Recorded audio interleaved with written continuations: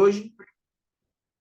Vamos começar a nossa aula, porque esse tema aqui é um tema muito delicado, gente. É um tema muito delicado. É um tema que vocês apresentam bastante dificuldade. Eu, particularmente... Só um minutinho, gente, só um minutinho. Deixa eu ver um negócio aqui.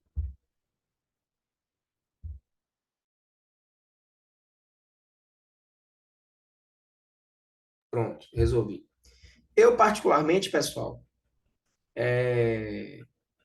considero esse tema um dos temas mais ingratos que vocês estudam no ensino médio. Porque entender as leis de Newton não é uma coisa simples, tá? Nada de física é simples, né? Nada de física é simples. Física é uma disciplina muito complexa. Mas eu considero particularmente que você dominar as leis de Newton, você compreender as leis de Newton num nível que permita você olhar para as questões e conseguir discernir de que forma você vai utilizar essas leis, não é uma tarefa fácil. Não é uma tarefa fácil. Isso, na minha opinião, é culpa de muitas coisas, inclusive dos professores de física de uma forma geral, que às vezes não refletem a sua prática, a maneira que está levando, abordando esse conteúdo, tá? E é algo que eu tenho uma preocupação assim, muito grande. Será que eu estou fazendo com que esse conteúdo seja compreendido da melhor forma possível? Quando eu comecei a dar aula de leis de Newton, eu percebi uma grande dificuldade por parte dos meus alunos. E depois, ao refletir sobre essa prática de ensinar as leis de Newton, eu notei o seguinte: eu notei que tinha determinados conceitos que eu simplesmente achava que vocês já deviam saber, ou determinadas situações que eu achava que eu não precisava construir, porque, isso é óbvio na minha cabeça. Só que eu tive que amadurecer muito para perceber que aquilo que é óbvio para mim, na minha cabeça, enquanto professor de física, não é óbvio na cabeça de Tony, enquanto uma pessoa que está estudando física e que não domina a física da maneira que eu domino. E levou um tempo para eu compreender isso, porque eu precisava sair do lado de cá e estar sentado aí do outro lado, olhando e observando e tentando entender. Oi? Oi? Quem Nada falou? não, professor. Desculpa, é que eu tô com problema. De boa, tranquilo. Sem problemas. Bom, e foi assim, gente. Foi assim que eu consegui aprimorar e melhorar a minha prática, tá? Para chegar nesse nível aqui. Leis de Newton é um conteúdo e as suas aplicações é um conteúdo que apareceu em algumas questões, tá? Uma quantidadezinha assim bem significativa. Eu particularmente vou dizer para vocês o seguinte: geralmente o grau de dificuldade dessas questões ele é duplo. Você tem questões que estão num grau de dificuldade bem elevado e tem outras questões de contrapartida que estão num grau de dificuldade bem raso. Eu não vi nenhuma questão para eu dizer assim, poxa, essa é mediana. Mas é importante a gente salientar aqui que quando o grau de dificuldade é muito alto, a TRI da questão é bem quebradinha. Então não vale a pena você gastar muita energia com questões que têm um grau de dificuldade bem elevado. Eu estava analisando a TRI da última prova do Enem, a questãozinha do balanço teve TRI praticamente zero, gente. Ou seja, se você acertou aquela questão ali e o custo de você ter acertado aquela questão foi errar 3 questões fáceis, ou até uma questão fácil, você perdeu. Você perdeu ponto. Então a gente tem que ter esse olhar, tá? Eu estou treinando aqui vocês no olhar também. Tá? Mas vamos lá.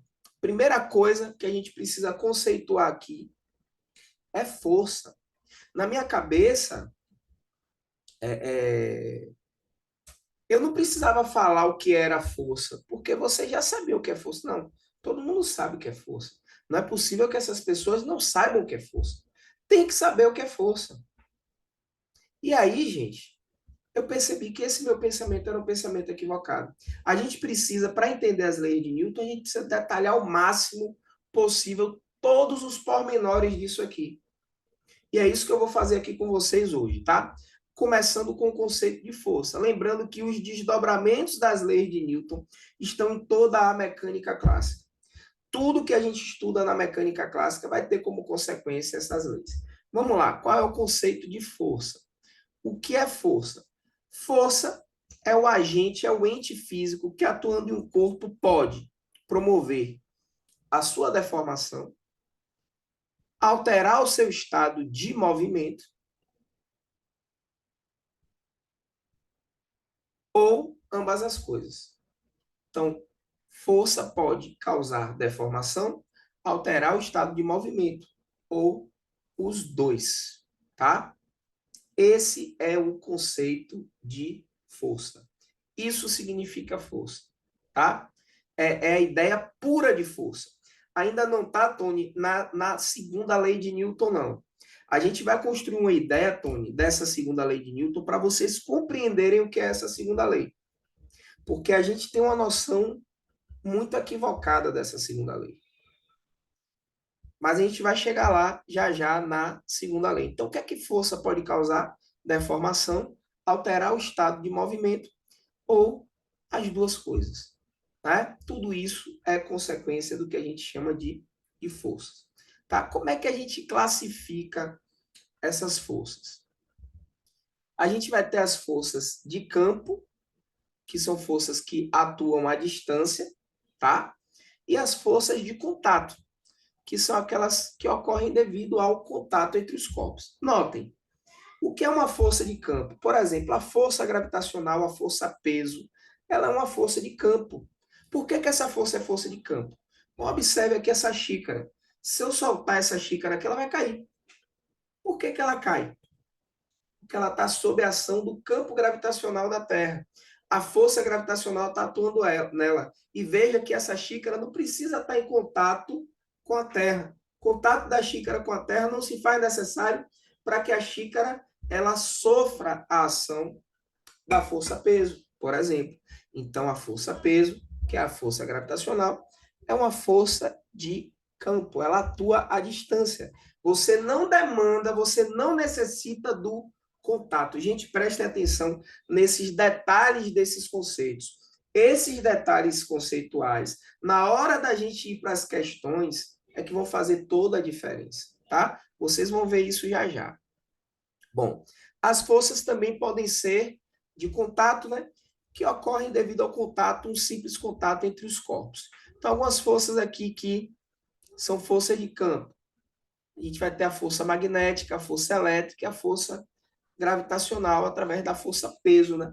Que é a força que a gente vai utilizar aqui de maneira predominante na mecânica. Força magnética, força elétrica, são forças de campo que a gente vai estudar lá no magnetismo, lá na eletricidade. Bom, aí de contato, a gente tem a de contato normal, né? Que é essa de prensar, né? Esmagar uma superfície contra a outra. A gente chama essa força de contato normal. A gente vai ter a força de tração ou tensão que ocorre em um fio. A força elástica, que é a força devido a uma mola.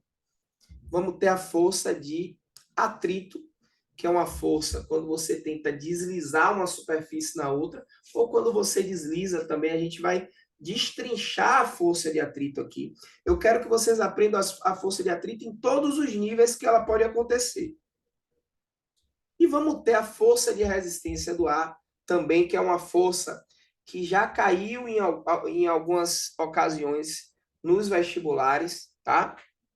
No Enem caiu uma vez, apareceu uma vez uma questão de força de resistência do ar relacionada com um gráfico, uma questão bem interessante. E a força de empuxo, que é a força que a gente já viu na aula passada, quando eu dei hidrostática, que é a força que um fluido exerce sobre um corpo que está imerso nesse fluido. Lembrando que essa imersão pode ser parcial ou total. mas uma parte do corpo precisa estar dentro do fluido para que esse fluido exerça sobre esse corpo o empuxo, né? Foi o princípio de Arquimedes que a gente estudou na aula passada em hidrostática. Então, pessoal, temos um panorama aí das forças de campo, que são forças que atuam à distância, e das forças de contato, que são aquelas que demandam um contato entre os corpos, tá? Essa é a separação que a gente traz para essas forças. Então, eu conceituei força aqui com vocês. Eu disse para vocês, olha, força é isso.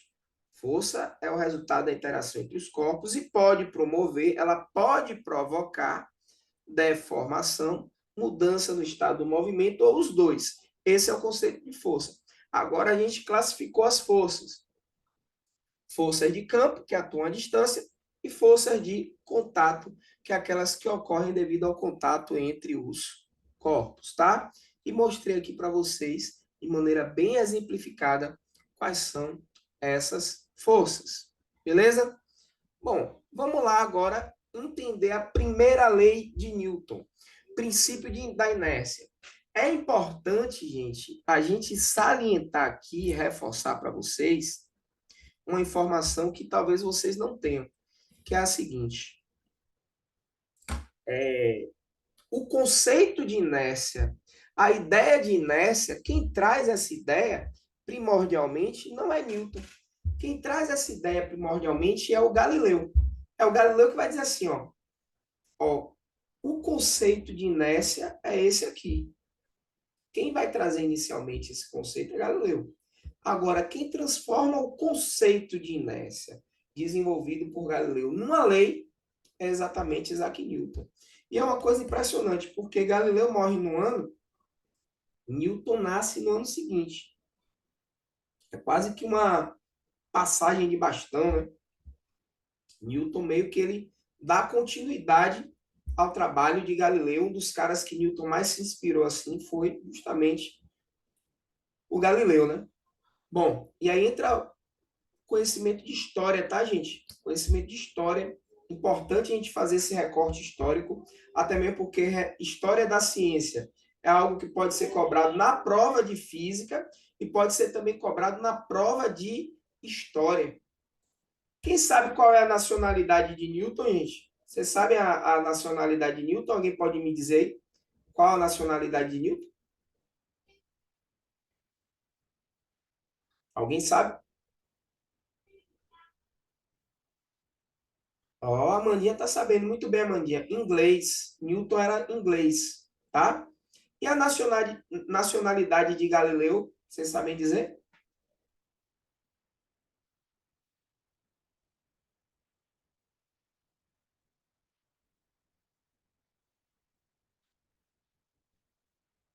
Alguém sabe a nacionalidade de Galileu Galilei?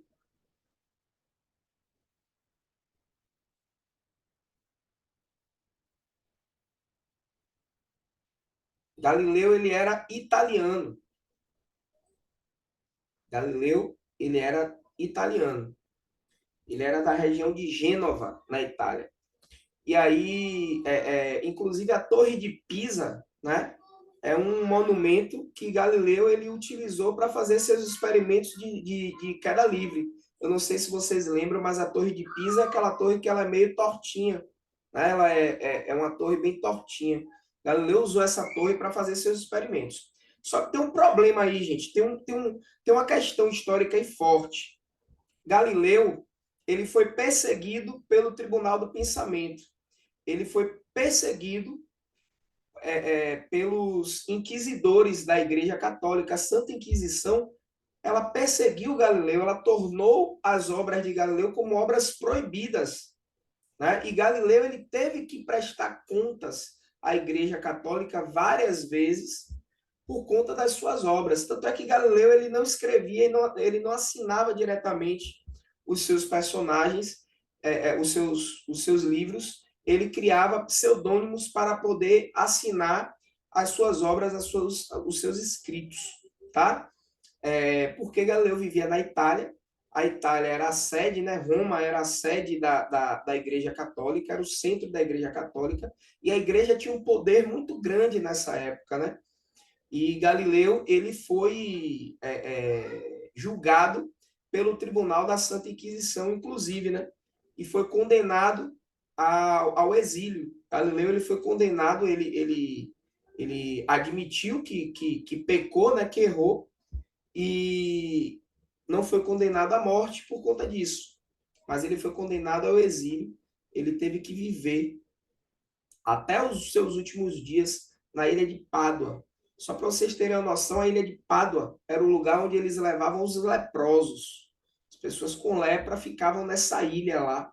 Então Galileu viveu nesse lugar até o fim dos seus dias, tá? Não podia sair mais dessa ilha. Esse foi o castigo, né, que Galileu sofreu por conta das suas ideias, dos seus pensamentos. Então Galileu alcançou uma época muito travada. O pensamento científico ele era muito limitado. Já Newton não, porque em favor de Newton teve um fato histórico muito importante, que foi o surgimento da Igreja Anglicana. Quando a Igreja Anglicana ela surge, ela rompe com vários paradigmas da Igreja Católica. A Igreja Anglicana ela é uma igreja muito mais flexível. É uma igreja que dá muito mais permissão, muito mais permissividade para a ciência, por exemplo. Então, não é à toa que a Inglaterra ela desponta como a grande potência científica da época. E isso faz com que a Inglaterra ela produza um conhecimento científico, que aprimore esse conhecimento científico ao nível dela se tornar a grande potência econômica do mundo. Não é? Isso vai culminar lá na primeira grande revolução industrial. Porque o processo científico, de desenvolvimento científico, na Inglaterra se deu de maneira muito mais acelerada. Não tinha tribunal do pensamento na Inglaterra. E Newton ele vive nesse contexto. Para vocês terem uma noção, Newton ele vive numa Inglaterra que tinha uma sociedade científica que existe até hoje, que é a Royal Society. Essa sociedade científica era uma sociedade chancelada pela coroa inglesa, que recebia investimento da coroa inglesa para desenvolver pesquisas científicas. E a Igreja Católica, a Igreja Anglicana, no caso, ela não interferia nesse processo. Isso permitiu que a Inglaterra ela se desenvolvesse cientificamente. Então, Newton ele fala, no seu principal livro, né, Os Princípios Matemáticos da Filosofia Natural, que é onde você vai encontrar as três leis da mecânica e a lei da gravitação universal. Newton ele vai dizer assim, ó, se longe eu enxerguei foi por estar de pé nos ombros de gigantes. Ou seja, Newton está dizendo o seguinte, ó, eu pude ler Copérnico, eu pude ler Galileu, eu pude ler Aristóteles, eu pude ler quem eu quisesse abertamente, porque aqui na Inglaterra não tinha nenhum tipo de amarra nesse sentido. Eu não era proibido de ler as principais obras aqui da Inglaterra. Eu tinha liberdade de fazer esse tipo de leitura. Né? E é com Galileu que Newton aprende o que é inércia. É com Galileu que Newton percebe quais foram os grandes erros que foram cometidos até ele e corrige esses erros para criar as suas leis. Né? Newton teve essa sensibilidade, essa perspicácia. E ele transforma o conceito de inércia de Galileu numa lei, que é o princípio da inércia. Tá? Mas o que é esse princípio? O que é o princípio da inércia? O que é que Newton ele percebe ao transformar esse princípio numa lei do movimento? Tá? Bom, o que Newton percebe é o seguinte, que existem dois estados que eles são estados naturais. O que é que significa dizer com isso, Thalisson? Naturalmente, o corpo ele vai estar apenas em dois estadozinhos. Ou esse corpo vai estar em repouso, ou ele vai estar em movimento com velocidade constante. Esses são os estados naturais dos corpos. Esses são os estados naturais. E todo corpo, quando algo tentar tirar esse corpo desses estados, todo o corpo vai manifestar a sua tendência a dizer assim, não, eu não quero sair desse estado, eu quero permanecer nesse estado que a gente chama de estado de inércia. Os corpos resistem a qualquer mudança do seu estado de inércia. Os corpos não aceitam tranquilamente que o seu estado de inércia ele seja retirado. É, pessoal, como se fosse a zona de conforto. Isso serve para a vida da gente. Às vezes a gente se coloca numa zona de conforto que a gente resiste de sair dessa zona de conforto. A gente permanece ali naquela zona de conforto. A gente não consegue fazer essa transposição e sair dessa zona de conforto, tá? Mas é importante que a gente tenha consciência de que essa mudança ela é importante se a gente quiser ressignificar o nosso processo, tá? Bom, então todo o corpo tende a manter seu estado de movimento quando a resultante das forças sobre ele é nula. O que é que isso significa? Tá? O que é que Newton quer dizer com isso, gente? A resultante das forças sobre ele é nula. Galera, o que é resultante das forças? O que é que eu estou querendo dizer com essa palavra, com esse termo, resultante das forças, que está aí para vocês posto em negrito? O que é que eu quero dizer com isso? Estou querendo dizer para vocês aqui o seguinte, ó.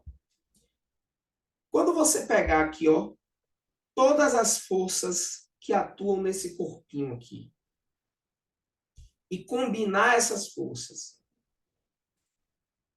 eu vou pegar todas as forças que atuam no corpo e combino elas. Quando eu faço essa combinação de todas as forças que atuam no corpo, eu estou determinando a força resultante desse corpo, ou a força resultante sobre esse corpo, a força resultante que esse corpo sofre. E o que Newton percebeu é que se essa combinação for zero, ou seja, se eu combinar todas as forças e elas juntas estiverem se anulando, se isso acontecer, então o corpo vai tender a manter o seu estado de movimento, tá?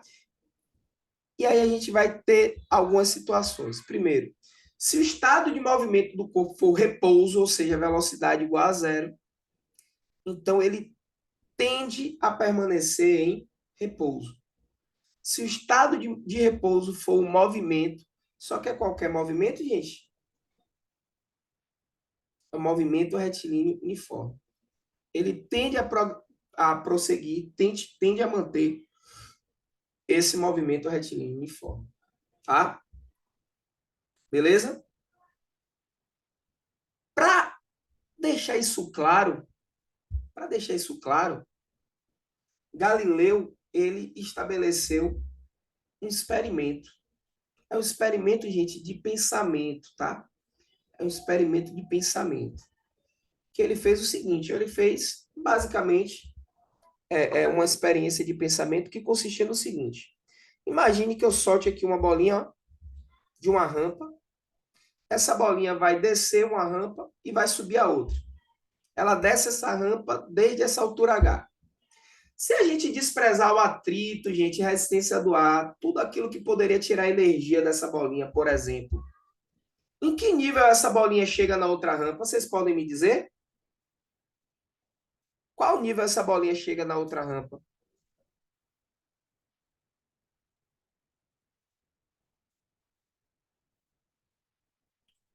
Se eu soltar aqui agora, pessoal, essa bolinha, de onde ela está aí, ó, de onde vocês estão vendo no slide, em que nível essa bolinha chega do outro lado na rampa? Bora participar, meu povo, bora falar. Do mesmo lado? No mesmo nível. No mesmo nível. Tenho medo de dizer não. Vai chegar no mesmo nível. Vamos fazer? Vou dar o play aqui na experiência. Ó, ó lá, ó. Ela vai atingir o mesmo nível. Eu vou agora, ó, mudar a inclinação. Mudei a inclinação da outra rampa. Onde é que essa bolinha vai chegar, gente? E agora? Onde é que ela chega?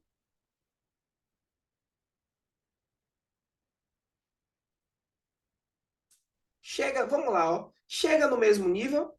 Passa do nível? Ou vai bater antes? O que é que vocês acham?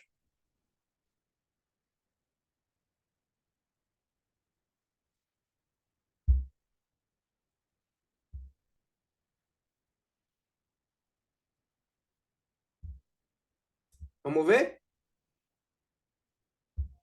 chega no mesmo nível.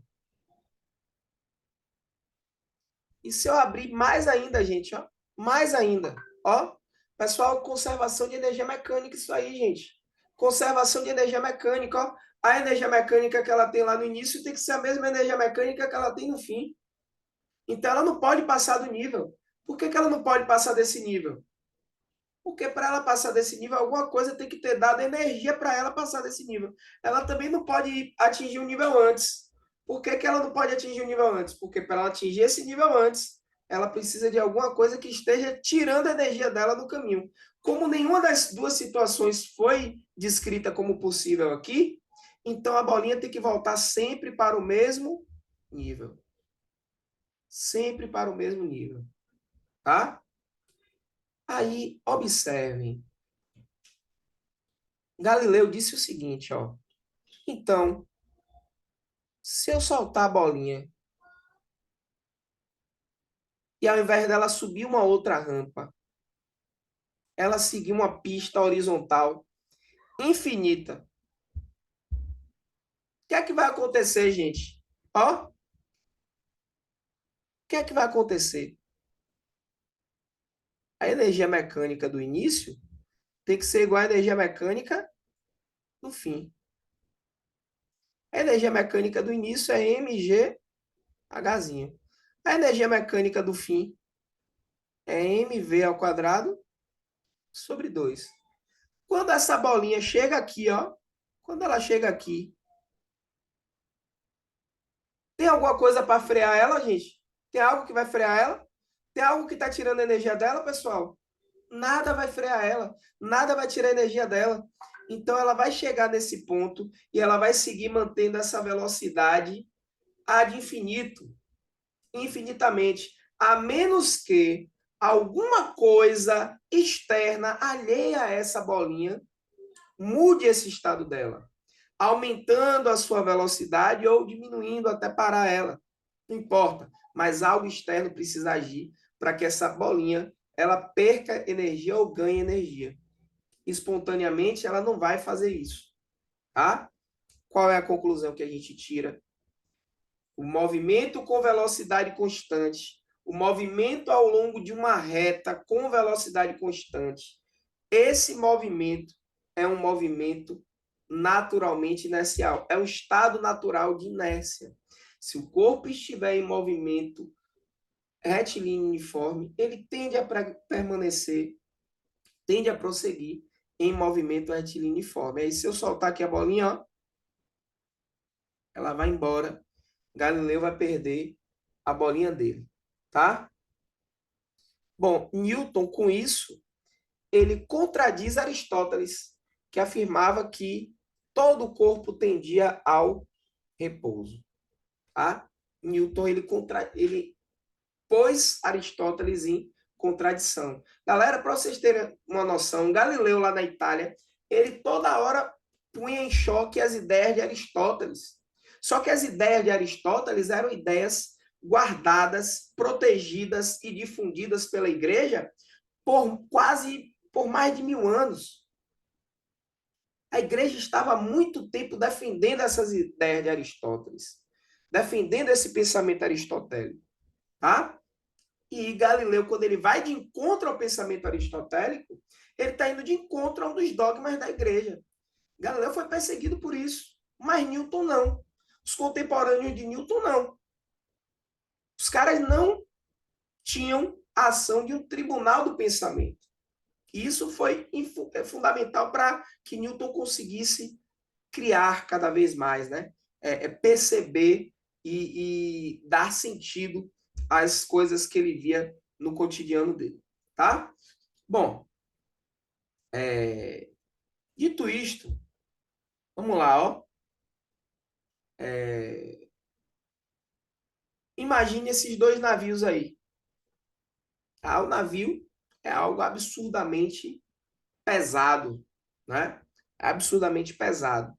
A gente vai atrelar o conceito de inércia diretamente ao conceito de massa, tá, gente? Apesar de serem coisas diferentes, mas não tem como a gente separar.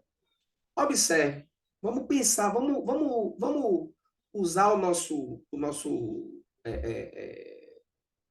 raciocínio aqui. Tony, meu querido, você tem pet, Tony? Você é pai de pet, Tony?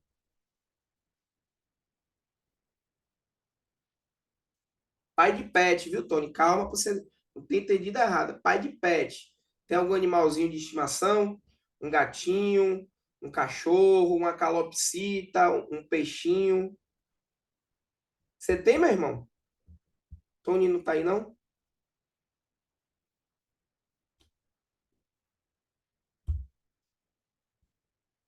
Cadê o Tony?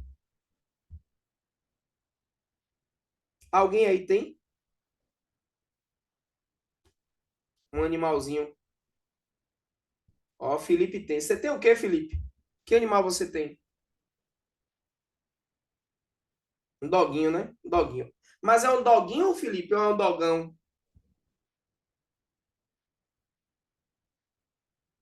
Dogão, né? Tá vendo? Dogão.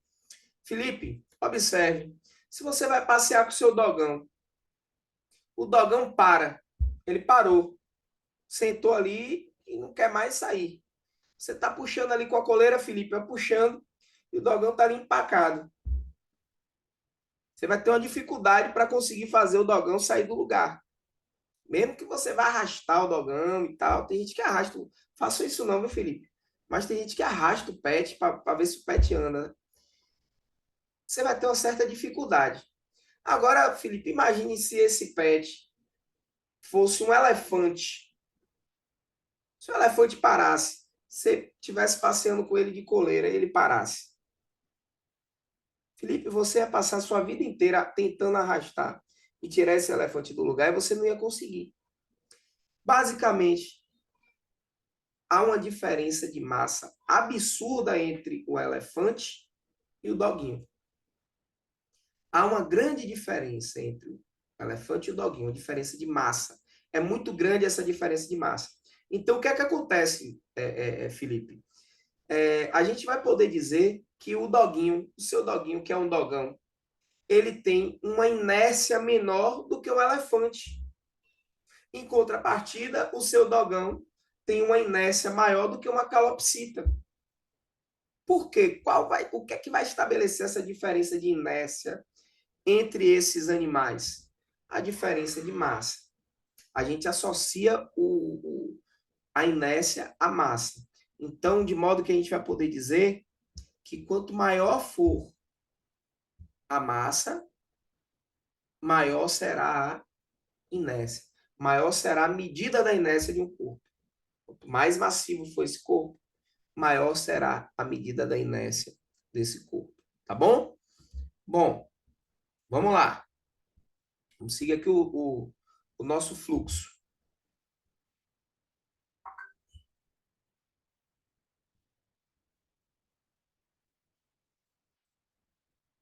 Tá dando para ouvir o vídeo?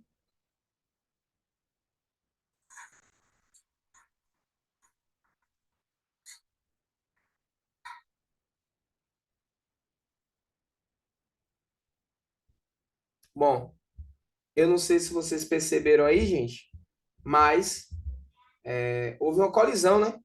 Entre esses dois navios aí, ó, extremamente massivos, grande inércia. Vejam que eles se danificaram bastante, né? Um navio acabou entrando ali de com força no outro. Né? No entanto, a gente vê que eles praticamente, após a colisão, não saíram do lugar. Por que isso? Muita massa, muita inércia. Muita massa, muita inércia. Gente, olha esses exemplos e presta atenção nesses exemplos, porque é isso que o Enem gosta.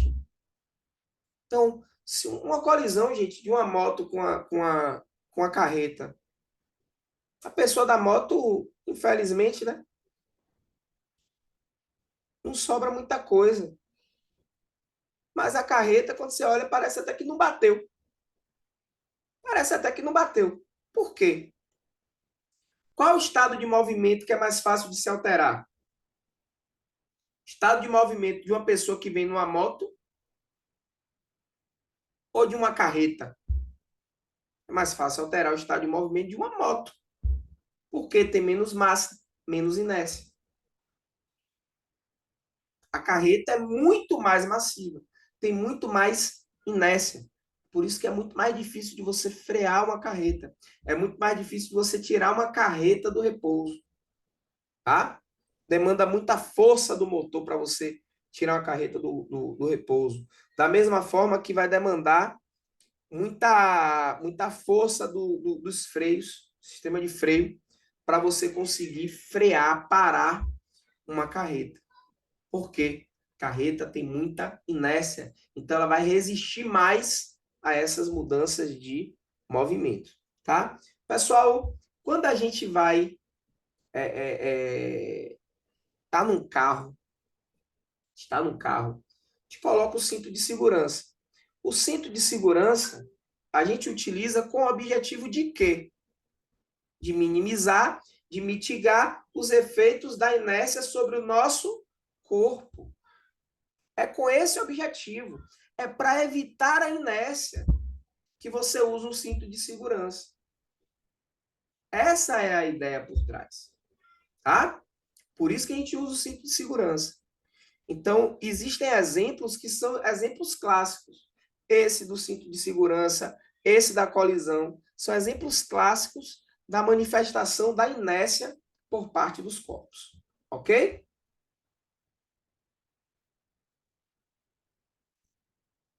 Só um minutinho, gente.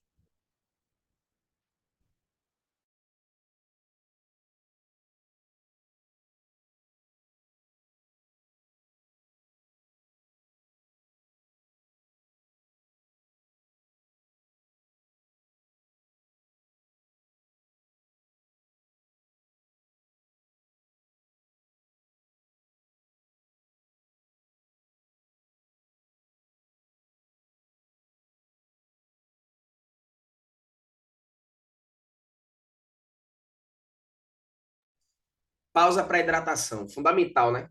Beber uma aguinha. Bom, então vamos lá. Segue o baile.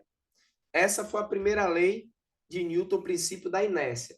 E a segunda lei, eu vou passar um pouquinho mais rápido nessa segunda lei, pessoal, porque a segunda lei ela é uma consequência da primeira. Newton amarrou tudo. O cara deixou tudo muito bem amarradinho.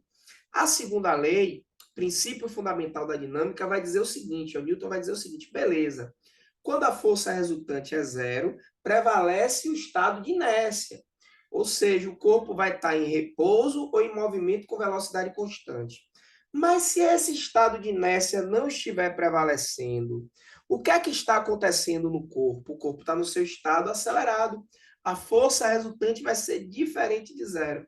E dizer que essa força resultante é diferente de zero implica dizer que ela está provocando no corpo, ela está causando no corpo uma variação de velocidade que também vai ser diferente de zero.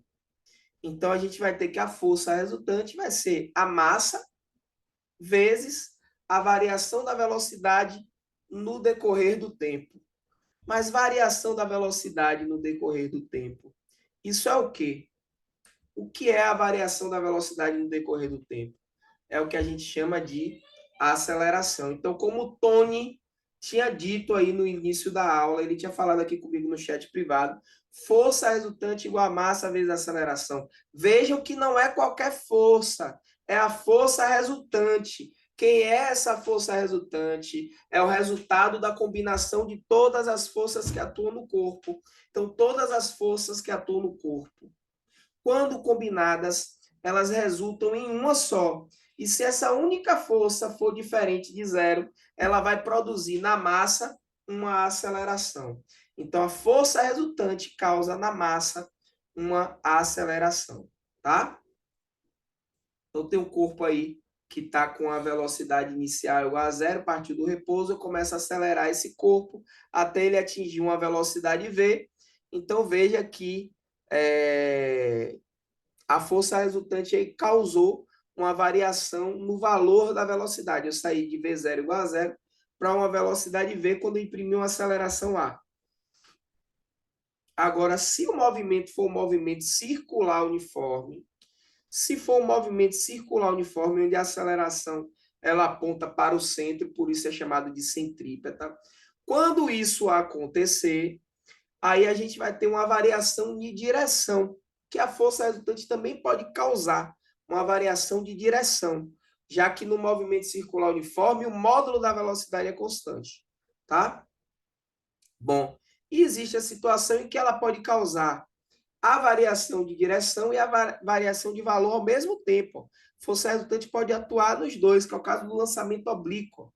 No lançamento oblíquo, a gente tem variação no valor da velocidade e variação na direção da velocidade. Ou seja, se a velocidade mudou, pessoal, mudou em qualquer instância, em qualquer nível, se a velocidade variou, tem aceleração. Se tem aceleração, tem força resultante diferente de zero. Então, o estado de inércia está sendo modificado. Ou seja, se o corpo estava em repouso, ele vai entrar em movimento. Se o corpo estava num movimento, ele vai para outro movimento. Mas o seu estado de inércia vai ser modificado se houver força resultante diferente de zero. É isso que diz, a segunda lei de Newton. Bom, a gente vai ter aqui, uma relaçãozinha de causa e efeito. A resultante das forças, se ela for igual a zero, a gente vai ter que vai prevalecer o princípio da inércia, né? Então, nada acontece. Se ela for diferente de zero, aí o que vai acontecer? A gente vai ter massa vezes aceleração. Então, força resultante igual a zero, o efeito que a gente observa é o equilíbrio, tá? Esse equilíbrio pode ser o estático, que é o caso do corpo estar em repouso, ou pode ser o equilíbrio dinâmico, que é o caso do corpo estar em MRU, tá? E o equilíbrio estático, ele vai produzir o que no corpo? Esse efeito no corpo. Fazer com que o corpo tenda a permanecer parado, se o equilíbrio for estático. Se o equilíbrio for dinâmico, fazer com que o corpo permaneça numa dada velocidade constante, tá? Agora, se a força resultante for diferente de zero, qual é o efeito que a gente vai observar disso? O efeito é que a gente vai produzir uma aceleração, segundo a lei de Newton, tá? Essa aceleração pode ser tangencial ou linear, essa aceleração tangencial ou linear, ou ela pode ser centrípeta, que é a que aponta para o centro. No corpo, a aceleração tangencial vai fazer o quê? Vai alterar o módulo da velocidade. Ou seja, vai deixar mais rápido, vai deixar acelerado, ou vai deixar mais lento, vai deixar retardado. Então, o efeito vai ser aceleração ou retardo. Bom, e se for centrípeta? Aí, se for centrípeta, o que a gente vai observar é que a trajetória estará sendo desviada. Então, a gente vai ter aí esses dois efeitos para quando a força resultante for diferente de zero, ou seja, para quando prevalecer a segunda lei de Newton, o princípio fundamental da dinâmica. E a terceira lei de Newton, pessoal, é o princípio da ação e reação. Então, é bem sui generis essa lei, né? A toda ação, força, né, corresponde a uma reação, que é uma força que vai ser simultânea. Então, um exemplozinho aí, ó. Ó que coisa linda. Eu tenho aqui uma situação de ação e reação, né? Eu tenho aqui a força que a bola aplica na cabeça e a força que a cabeça aplica na bola. Essas duas forças formam o que a gente chama de par ação e reação. O que é que configura esse par ação e reação? Ó, essas forças elas são simultâneas, acontecem ao mesmo tempo, tá? A direção dessas forças é a mesma. Vejam que as duas estão na mesma diagonal, por exemplo. Estão na mesma direção. Agora, os sentidos são opostos, tá? E esses sentidos são opostos e essas forças, elas atuam em corpos distintos. Então, a força que a bola aplica na cabeça, ela acontece na cabeça. É a força da bola na cabeça. A força que a cabeça aplica na bola, ela acontece na bola. É por isso, pessoal, que os efeitos eles são visivelmente diferentes. Veja que o efeito da força que a bola exerce na cabeça é diferente do efeito da força que a cabeça exerce na bola. Por quê? Porque a cabeça e a bola são corpos distintos e esse par ação-reação atua em corpos distintos, ok? Esse par de força tem mesma direção, né? Ali a mesma reta base, ó, estão coincidindo na mesma reta, tem a mesma intensidade, o mesmo valor, só que elas atuam em sentidos opostos, ó. Os sentidos são opostos. Ok? Bom, preste atenção. Ação, professor, eu posso dizer que a força de ação anula a força de reação ou que elas se equilibram? Não. Você só pode equilibrar forças que estão atuando no mesmo corpo. Você não consegue equilibrar forças que estão atuando em corpos distintos. Então, a ação não anula a reação, tá? Por quê? Porque elas estão sendo aplicadas em corpos distintos. Beleza? E quem aplica a ação sofre a reação e vice-versa. Só que não dá para estabelecer uma ordem cronológica. Como assim, Thales, são a ordem cronológica? Não dá para você dizer quem veio primeiro, se foi a força de ação ou a força de reação. Ok?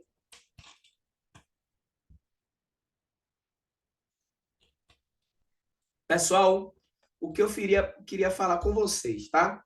Ó, aquele material, o meu material das minhas aulas, vocês sabem que aquele material ali, eu mando ele para um designer. E é ele que faz toda aquela diagramação, que transforma naquele layout todo bonito que eu apresento para vocês.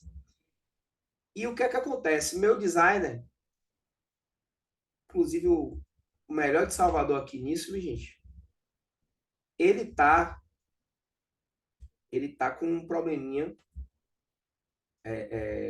de saúde.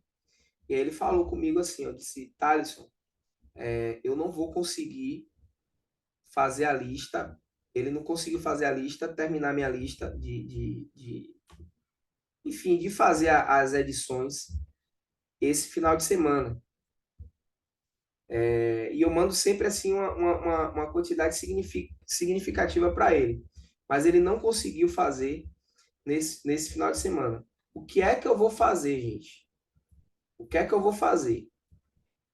Eu vou, é, eu vou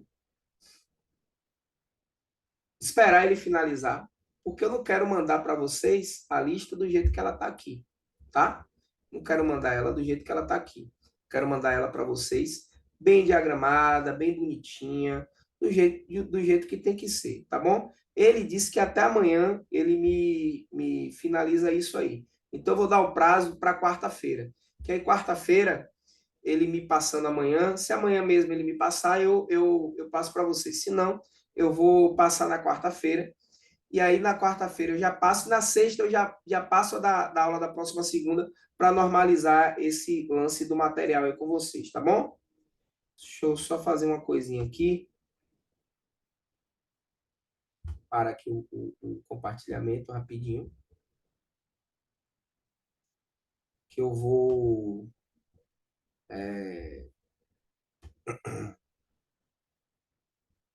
Eu vou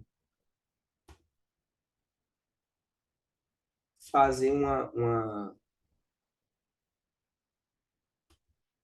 fazer umas questõezinhas aqui com vocês. A gente já tem repertório só com as leis de Newton para fazer questão.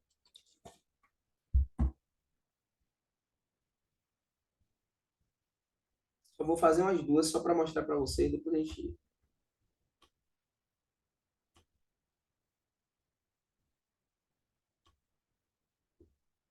Ai, Jesus, a pasta aberta,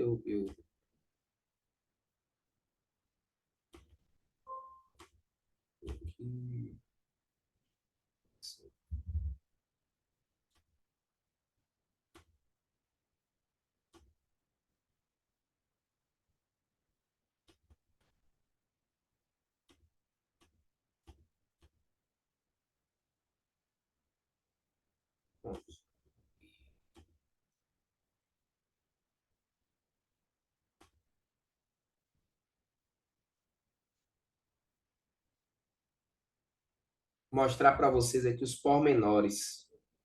Tem muito macete que a gente vai trabalhar aqui também. Muita coisa que vocês vão dizer assim, poxa, eu não imaginava que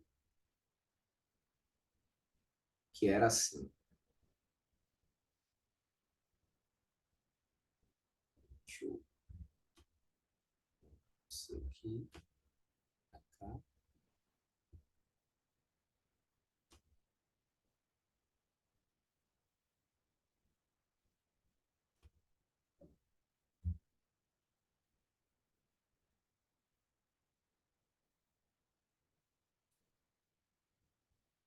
Aí.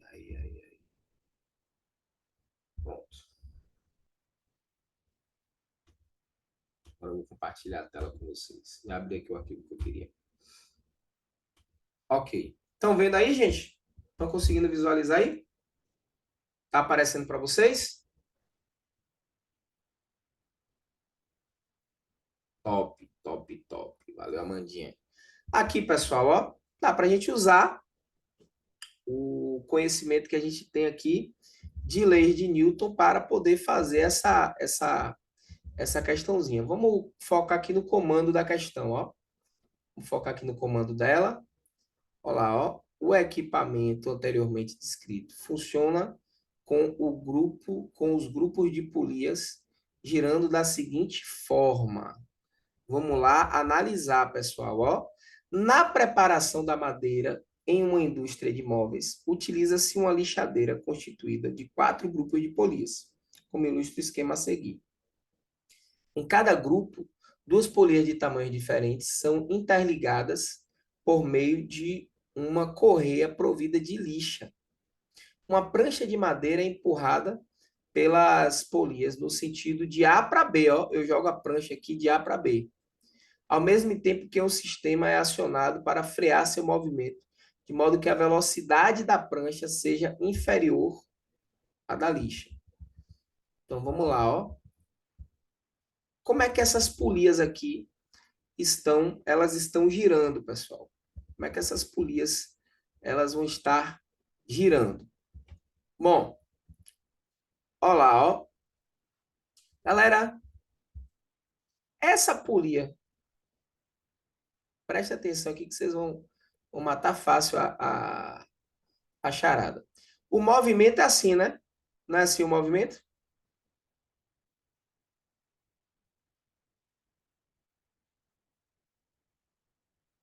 Correto, gente? Não é assim esse movimento?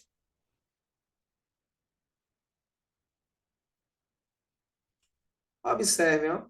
Observem. Essa polia 1, quando ela chega aqui no contato dela com a prancha de madeira, ela tem que estar empurrando a prancha para a direita ou para a esquerda, para que essa prancha se movimente. Ela está empurrando a prancha para a direita ou para a esquerda da tela? Hein?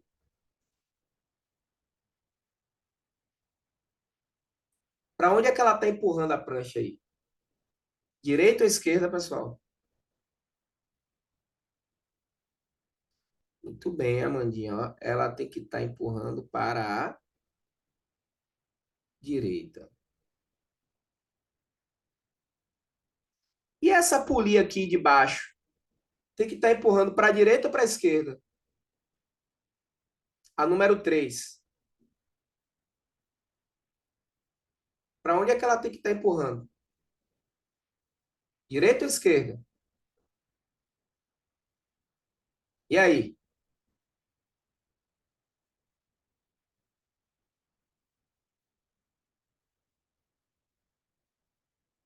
De vocês. Polia número 3 tem que estar empurrando para a direita ou para a esquerda?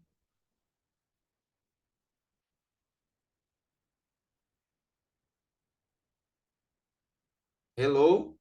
Será que eu caí?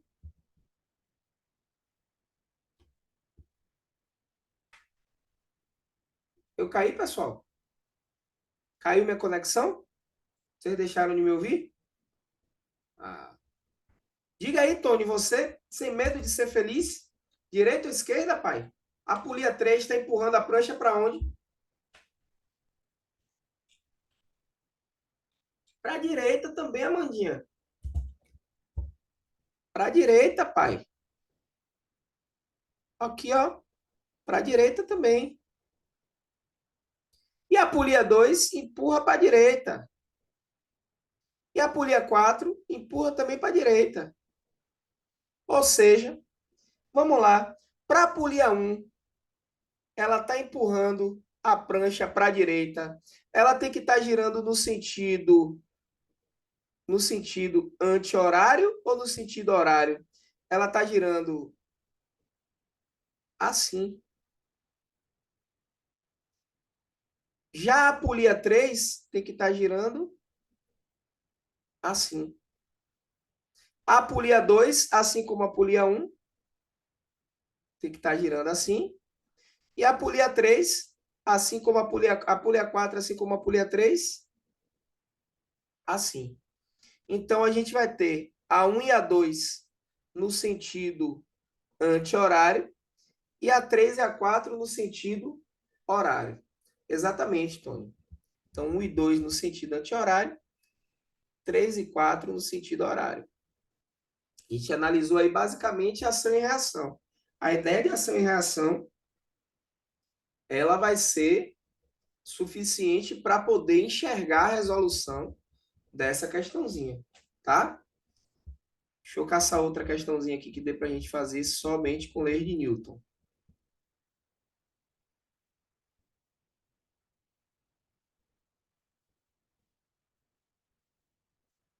Somente por lei de Newton. Quero só as questões por lei de Newton.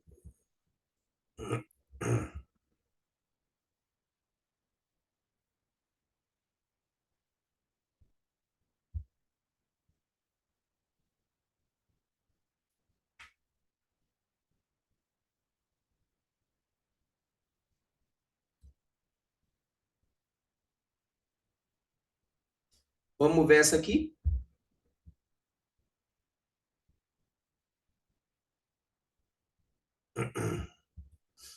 Vamos ver essa aqui?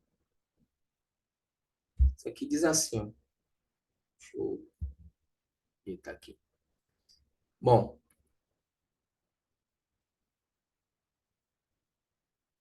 ó, na figura, os vetores que representam as forças que provocam o deslocamento e o atrito são, respectivamente, olá, ó, vamos lá.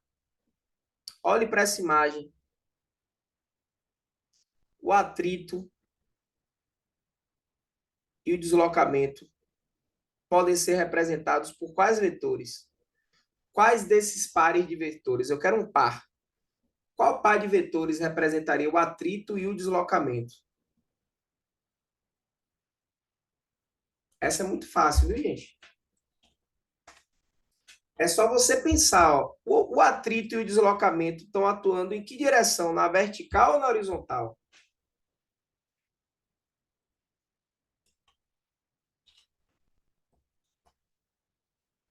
Com certeza, Felipe.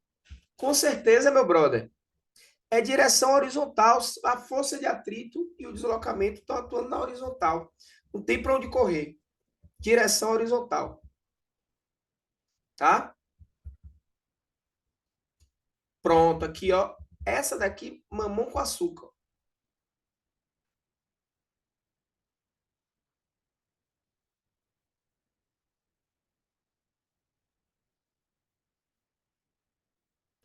Posteriormente, Newton confrontou a ideia de Aristóteles sobre o movimento forçado através da lei da... Olha lá, segundo Aristóteles, uma vez deslocados de seu local natural, os elementos tendem espontaneamente a retornar a ele, realizando um movimento chamado de naturais. E é um movimento denominado forçado, o corpo só permaneceria em movimento enquanto houvesse uma causa para que ele ocorresse. Cessada essa causa, o referido elemento entraria em repouso e adquiriria um movimento natural. Newton confrontou essa ideia Como, gente, que Newton confrontou essa ideia? Eu falei aqui nessa aula de hoje. Newton confrontou essa ideia através de quê? Olha como o Enem vai fazer esse jogo aí ó, de buscar, foi buscar Aristóteles, correlacionar Newton com Aristóteles. Você achando que aquela minha fala, trazendo Aristóteles, trazendo Galileu, não fazia sentido? Olha aí a fala fazendo sentido dentro da questão. Como é que eu posso ter elementos para confrontar, né, Tony? Isso aí, essa correlação de Aristóteles e Galileu e Newton, se eu não falei disso. Letra A. Aí eu pergunto para vocês, pode errar questão desse tipo? Não pode. Não dá para errar questão assim, gente. Esse tipo de questão é questão que vocês vão precisar fazer e resolver. Essa 5 aqui já não vai, a 6 já não vai também, que a gente ainda não falou.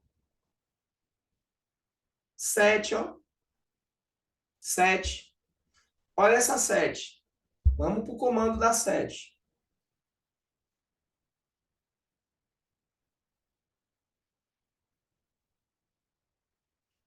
Qual argumento a mãe utilizará para apontar o erro de interpretação do garoto? Vamos ver qual foi o erro de interpretação? Olá, durante uma faxina, a mãe pediu que o filho a ajudasse, deslocando o móvel para mudá-lo de lugar. Para escapar da tarefa, o filho disse ter aprendido na escola que não poderia puxar o móvel, pois a terceira lei de Newton define que, se ao puxar o móvel puxará igualmente de volta, e assim não conseguirá exercer uma força que possa colocá-lo em movimento. Que argumento a mãe utilizará para apontar o erro de interpretação do garoto? O garoto interpretou errado a terceira lei de Newton. Qual argumento aí ela vai usar para dizer, ó filho, você está errado, meu filhinho. Você não está manjando bem das leis de Newton, não. Seu professor, com certeza, não foi outra lição. Porque você está com a ideia equivocada aí. E aí? Eu falei, eu vou dar uma dica. A resposta disso aí, eu falei quando eu disse terceira lei de Newton. Quero ver quem estava atento. Quando eu expliquei para vocês a terceira lei de Newton, eu cantei isso aqui. Não é possível. Flávia, fale com convicção, Flávia. Fale com convicção que você sabe qual é a resposta.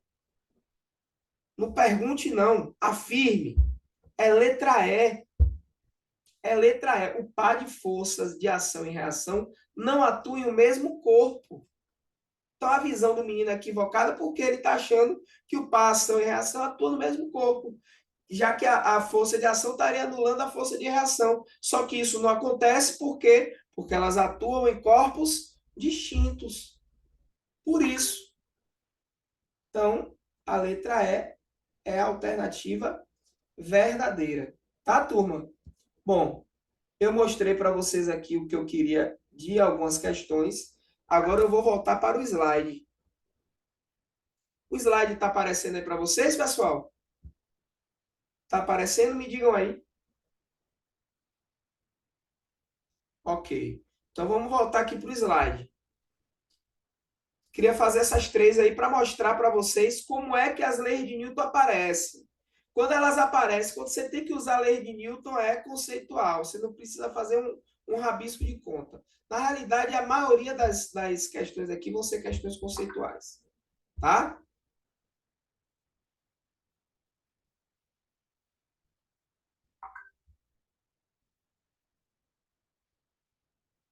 Bom, força-peso ou força gravitacional é a Terra com que é a força com que os corpos puxam, são puxados pela Terra, né, próximo à sua superfície. Então a Terra está puxando os corpos próximo à sua superfície com a força-peso, tá? Como eu já disse, ela não é uma força de contato, você não precisa estar apoiado na superfície da Terra para sentir a força-peso, não é? A gente observa isso quando desloca um corpo do solo. Esse corpo, ó, ele é puxado de volta mesmo sem estar em contato. Força-peso não é uma força de contato.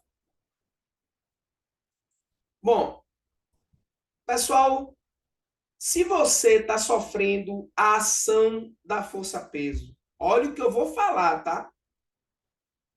Se você está sofrendo a ação da força-peso, Quem está sofrendo a reação dessa força?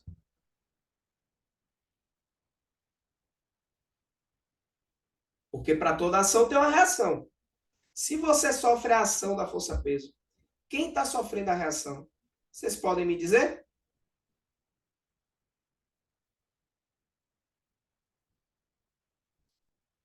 E aí?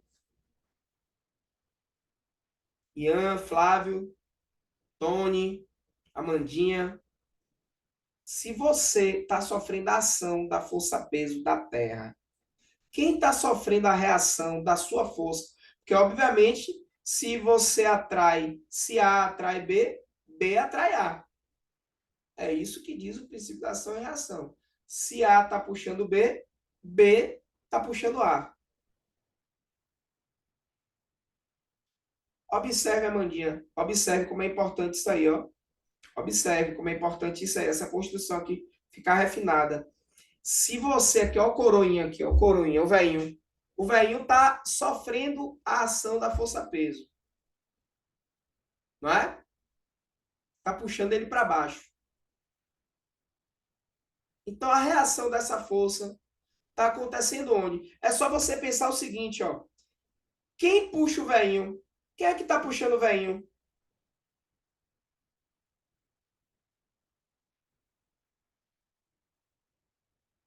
Não, mas qual é o corpo, Guto, que está exercendo essa gravidade, meu lindo? Muito bem. Então, se a Terra ela puxa o velhinho, o que é que o velhinho faz com a Terra?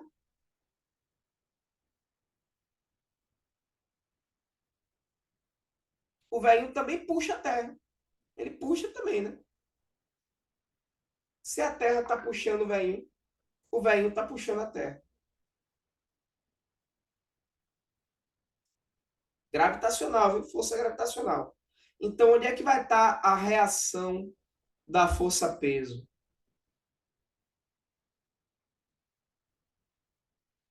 Onde é que está a reação da força-peso? Ó, olha o centro de massa da Terra, o centro geográfico dela. Vai estar no centro da Terra. Se a Terra puxa o corpo puxa a Terra. Se a Terra empurra o corpo empurra a Terra. É assim, gente, ó. Ação e reação, tá? Forças iguais, porém contrárias, atuando em corpos distintos. É isso aí que a gente vai ter. Beleza? Bom, devido ao nosso peso, né, a gente tem peso porque a gente está sujeito à ação da gravidade. Como é que a gente vai calcular essa força-peso? A força-peso vai ser dada pelo produto da massa pela gravidade. Então, massa vezes gravidade, isso é a força-peso. No Sistema Internacional de Medidas, a unidade de peso é o Newton, a unidade de força, tá, gente? Unidade de força é sempre Newton. Então, no SI, unidade de peso é o Newton, tá? E um Newton equivale a 1 quilograma vezes 1 metro por segundo ao quadrado. Ou seja, galera, significa dizer que um corpo de massa 1 quilograma submetido a uma força de 1 newton, a força resultante de 1 newton, vai acelerar 1 metro por segundo ao quadrado. Bom, há uma unidade usual na engenharia. Se é usual na engenharia, ela pode ser implicada no cotidiano. Se pode ser implicada no cotidiano, pode cair no Enem, apesar de nunca ter sido cobrado. Mas, geralmente, essas unidades diferentes, quando aparecem no Enem, o Enem diz o fator de conversão. Mas fiquem atentos, porque vocês podem visualizar isso em outros momentos. A unidade é a seguinte, ó, é o quilograma força, o KGF, tá? 1 KGF, que é 1 quilograma força, ele equivale a o peso de um corpo de 1 quilo. Olha que interessante. Qual é o peso de um corpo de 1 quilo na superfície da Terra? Isso é 1 quilograma força. Tá? Isso vai dar aproximadamente, vai dar 9,8 newtons, né? Quilograma vezes metro por segundo ao quadrado são newton. Então, vai dar 9,8 newtons, 1 quilograma a força. Aproximadamente 10 newtons. Então, 1 quilograma a força é aproximadamente 10 newtons, tá? Qual é a vantagem disso aqui na engenharia? Ah, imagina que eu tenho uma barra aí, ó. A massa dessa viga é de 1.200 quilogramas. Eu posso dizer que o peso da viga é de 1.200 quilogramas força, tá? Posso dizer isso aí tranquilamente. Eu estou expressando em quilograma força o peso dessa viga. Por quê, professor? Porque cada quilograma de massa equivale a cada 1 quilograma de massa, ele vai ter peso de 10 newtons, né? Então, cada 10 newtons de força vai ser 1 quilograma força, aproximadamente. É um valor aproximado. Bom, vamos ver um exemplinho? Então, imagine aqui, ó. A imagem retrata a tela do celular de um professor de física que, utilizando o WhatsApp, fez uma pergunta a um aluno. Qual das alternativas abaixo corresponde a uma das respostas dadas pelo professor? Considere G igual a 9,8 metros por segundo ao quadrado. Observem, o cara pegou e perguntou, qual é o peso de sua irmã? Aí a menina, 25 quilos. Aí o professor, quilos? Aí a minha, ué, o senhor queria que eu respondesse. O que o senhor queria que eu respondesse? Bom, quilograma é unidade de massa, não é? Massa e peso são coisas diferentes. Massa é uma propriedade intrínseca da matéria, enquanto o peso é a ação da gravidade sobre a massa. Então, são coisas diferentes. Se você muda a gravidade, você pode mudar o peso, mas você não vai mudar a massa, tá? Você não consegue mudar a massa mudando a gravidade. Então, se você está aqui na Terra, sua massa é essa. Se você for para a Lua, sua massa vai ser a mesma. Se você for para Marte, sua massa vai ser a mesma. O que vai mudar é a gravidade. Então, vai mudar o peso, mas não muda a massa. Peso e massa são coisas erradas. Inclusive, do ponto de vista da física. Falar, eu peso, o meu peso. Está errado. Isso está errado. Ok? Bom, então a resposta correta é... Vamos lá, ó.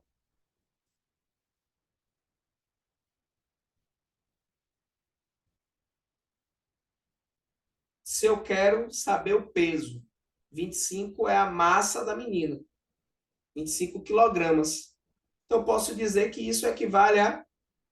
O peso da menina, eu posso dizer que é...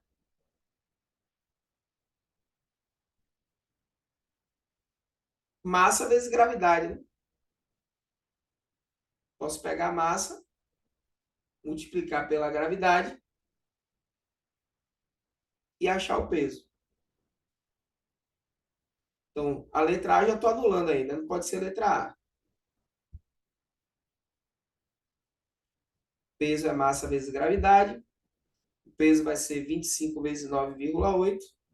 Isso vai dar 245 newtons. Então, uma das respostas é 245 newtons. Eu posso ter respondido aqui 245 newtons, tá?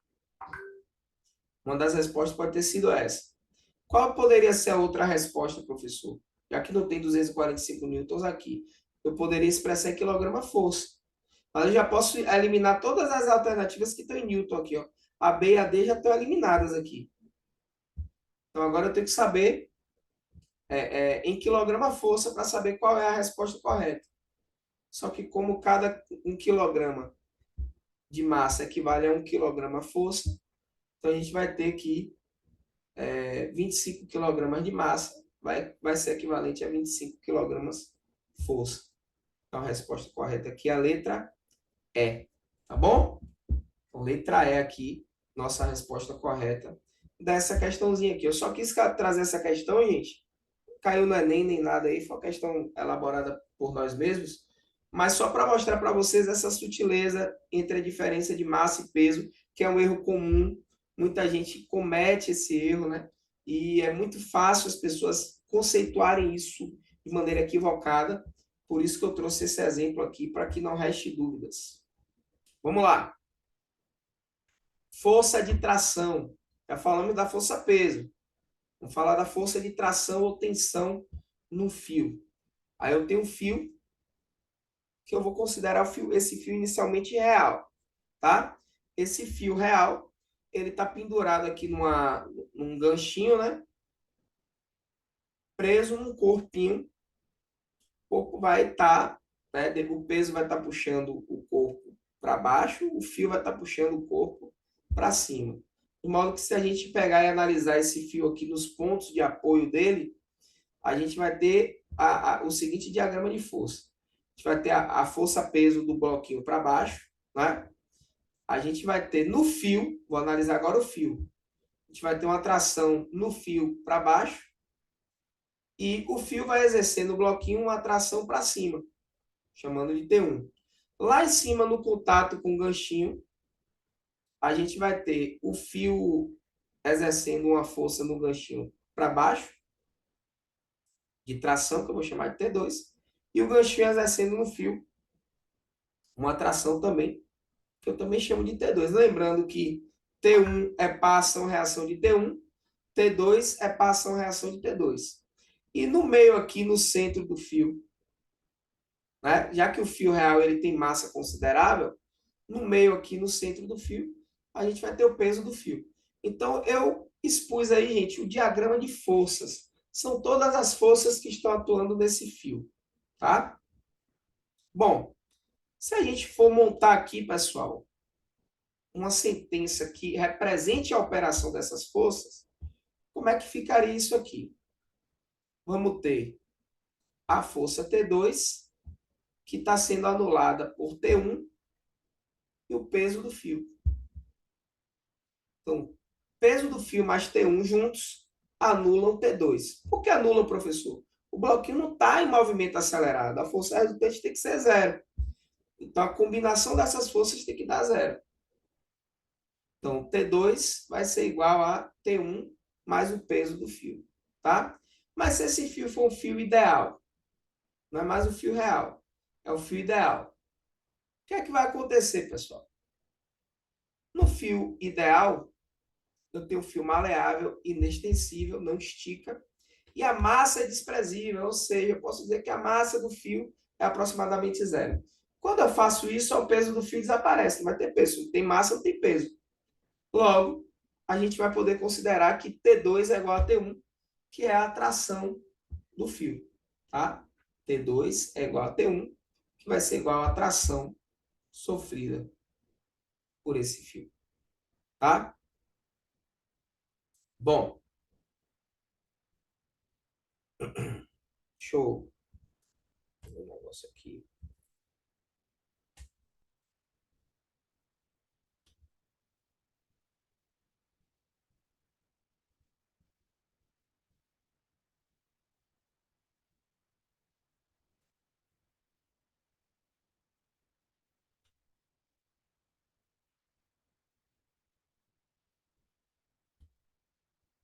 Bom,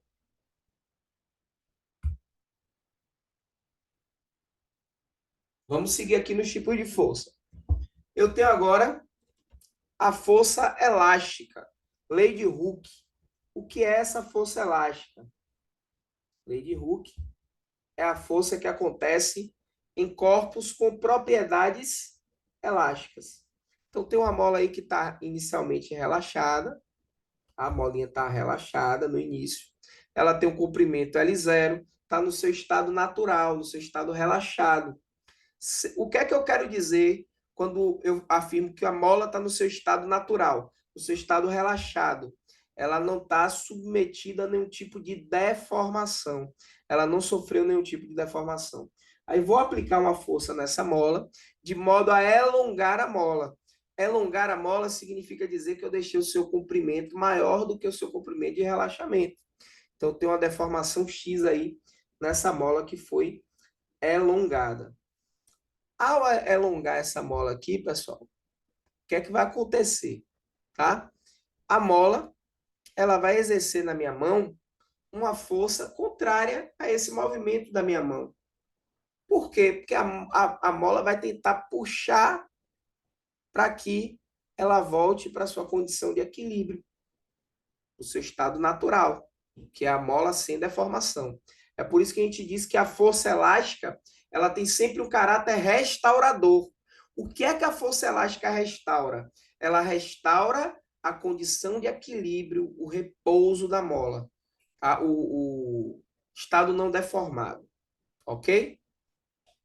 Bom, então a gente vai ter essa força elástica aí. Se eu estiver comprimindo a mola, ao invés de fazer uma elongação, eu vou fazer uma compressão, né? Eu estou diminuindo o comprimento da mola. O que é que vai acontecer aqui? Diminuir o comprimento da mola. A gente vai ter aqui, ó, a mola exercendo uma força elástica na gente, tentando voltar para o seu estado natural, tá? Então, o que é que vai acontecer? Essas forças elásticas aqui, ó, na nossa mão, no nosso dedo, são as forças elásticas que a mola aplica. E a força do nosso dedo na mola são as forças elásticas que o nosso corpo aplica, tá? Bom, o que é que vai acontecer aqui? Essa força elástica, dividido por essa deformação, ela vai ser diretamente proporcional. Ou seja,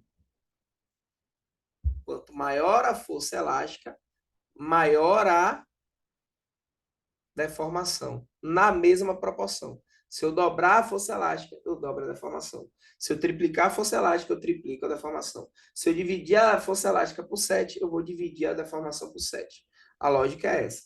Bom, para essa razão ser diretamente proporcional, essa razão tem que ser constante.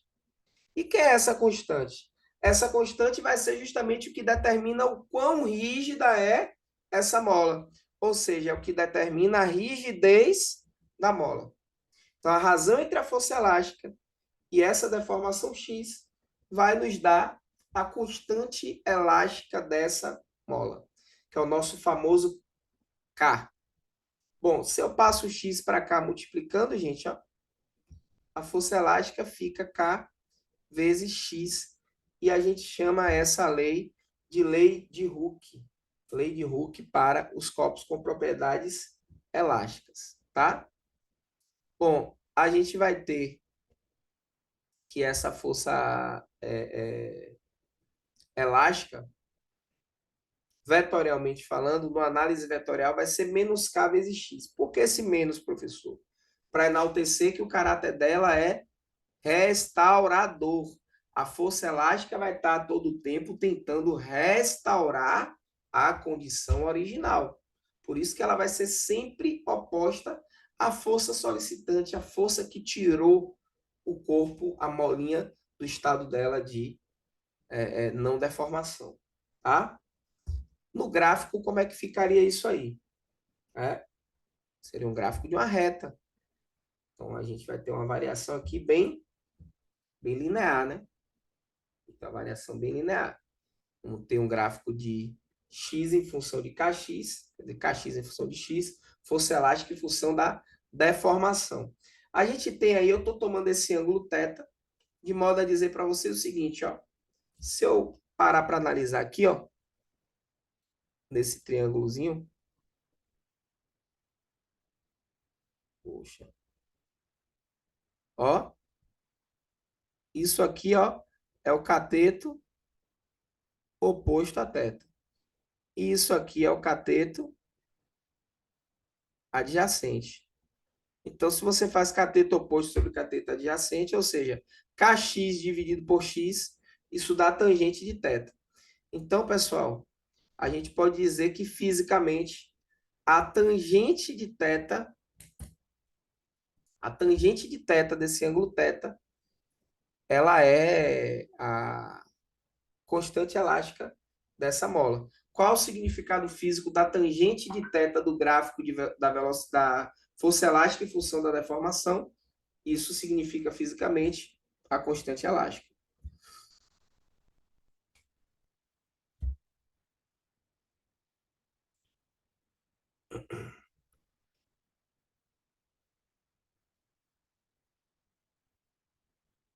Alguma pergunta?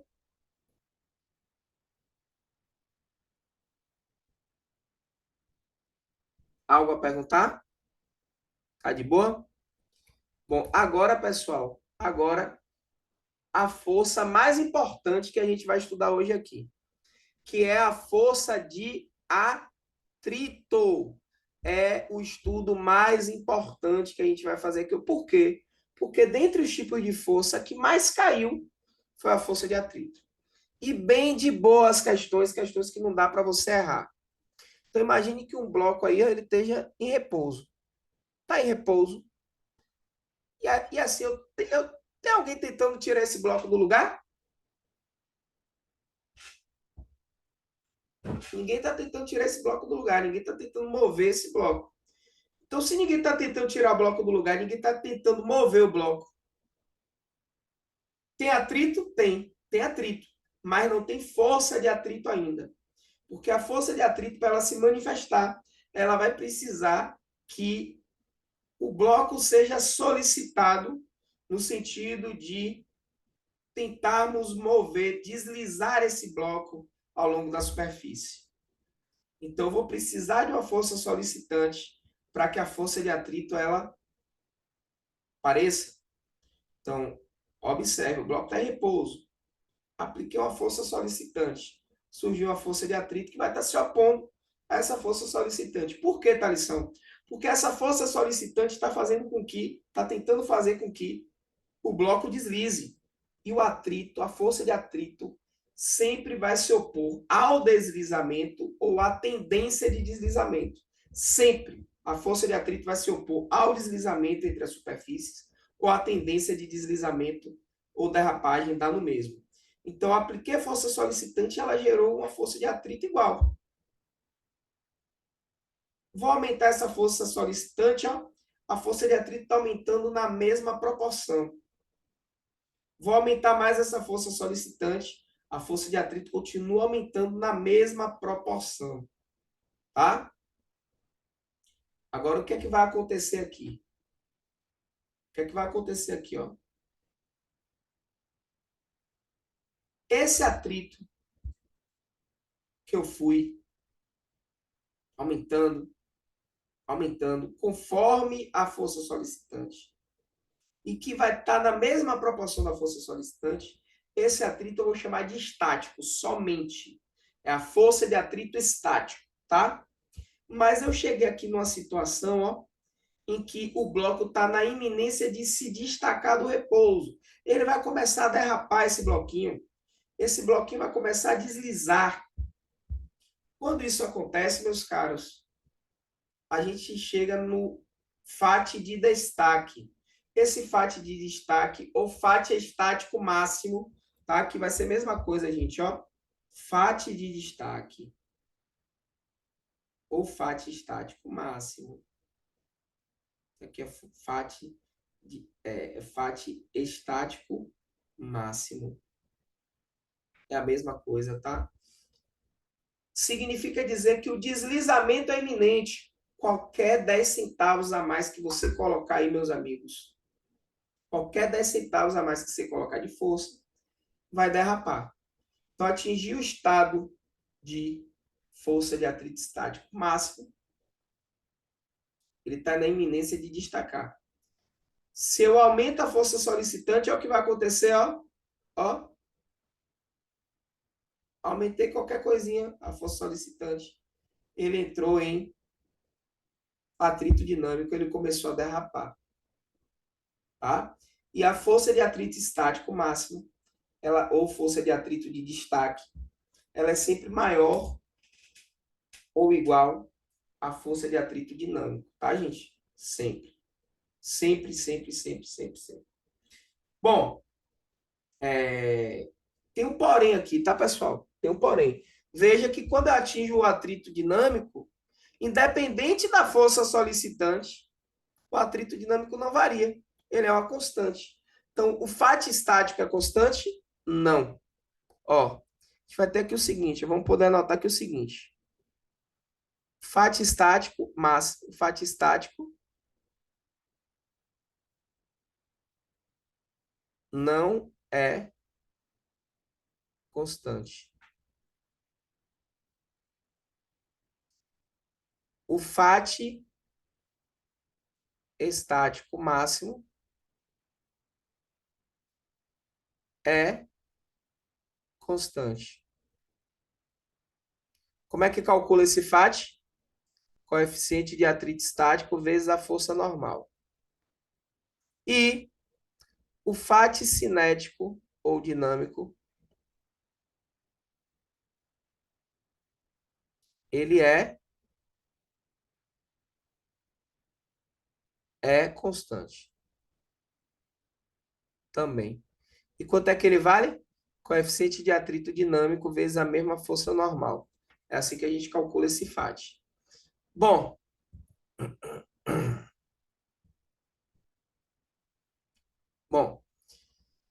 eu quero que vocês olhem para esse gráfico aqui, ó. Ó.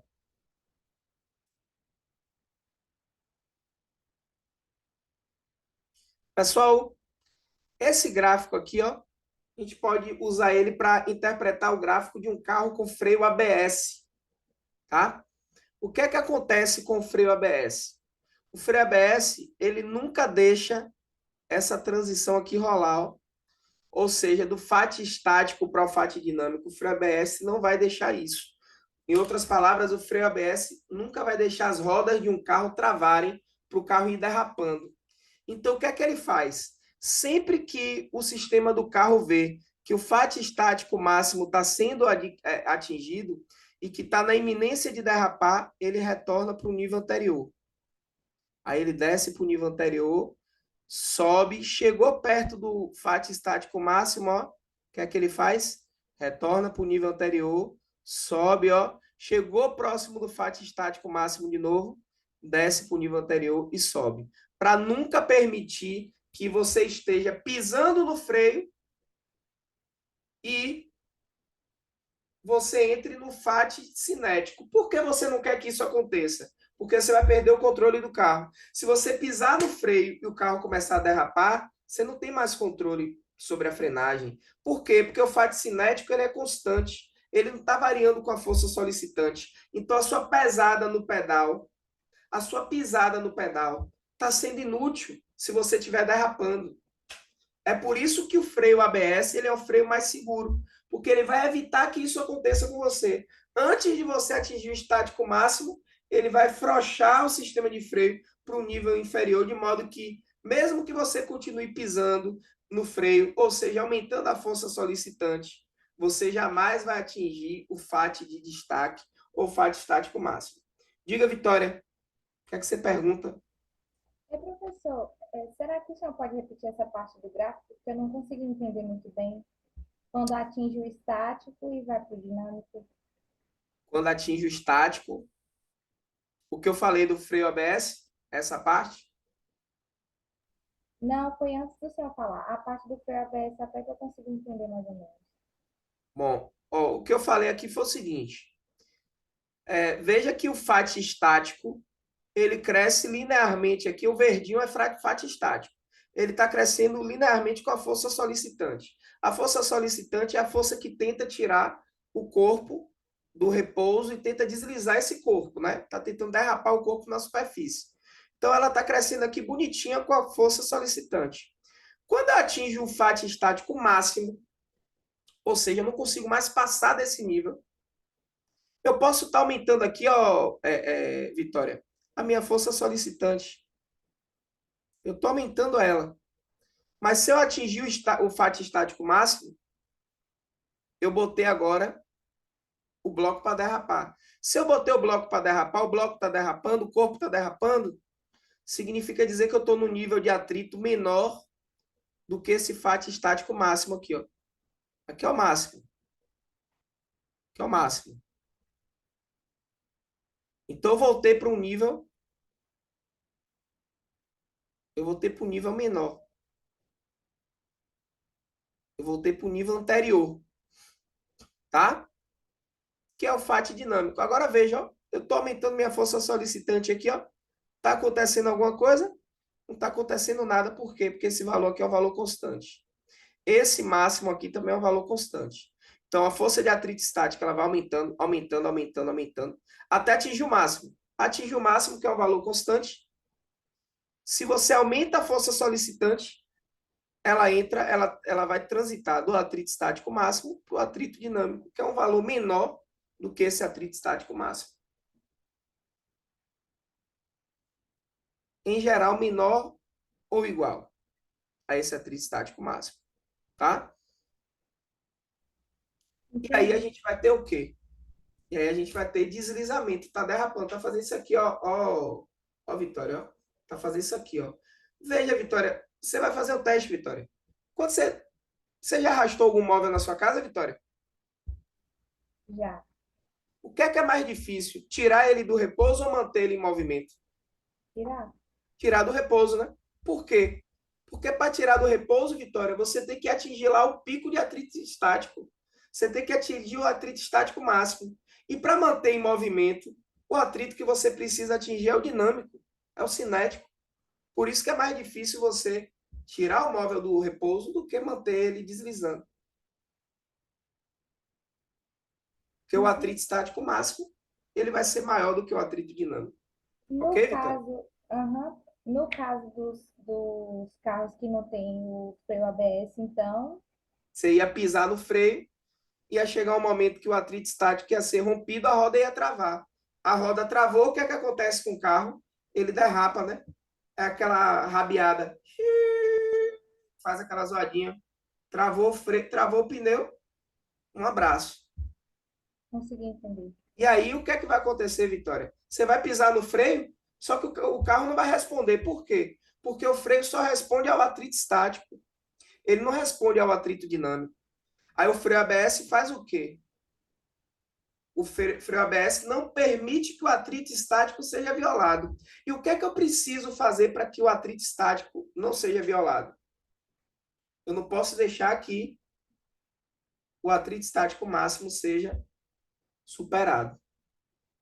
E é isso que o ABS faz. Ele impede que você, no ato da frenagem, supere o atrito estático máximo.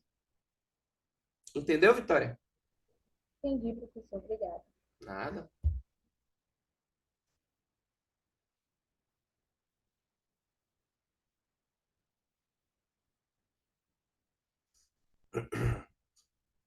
Ó, que a força normal, pessoal, força de contato, tá? Força de esmagamento. Eu coloquei lá no início, uma superfície esmagando a outra. E por que ela é normal? Porque ela sempre forma um ângulo de 90 graus com essa superfície de contato. Por isso que o nome dela é normal. Então aí, ó, FAT se opondo à tendência ao deslizamento, tá? E por que o FAT existe? Bom, o FAT existe porque existem essas irregularidades entre as superfícies. E aí, no encaixe dessas irregularidades, quando você tenta deslizar uma na outra, você acaba produzindo o atrito. Só que essas irregularidades, elas são diferentes de uma superfície para outra. E o que é que vai modelar isso? O que vai modelar isso é um parâmetrozinho que a gente vai chamar de coeficiente de atrito. Esse coeficiente de atrito é um valor que vai ser sempre entre 0 e 1, tá? Maior do que 0 e menor do que 1. E o coeficiente de atrito vai ser a razão entre a força de atrito e a força normal.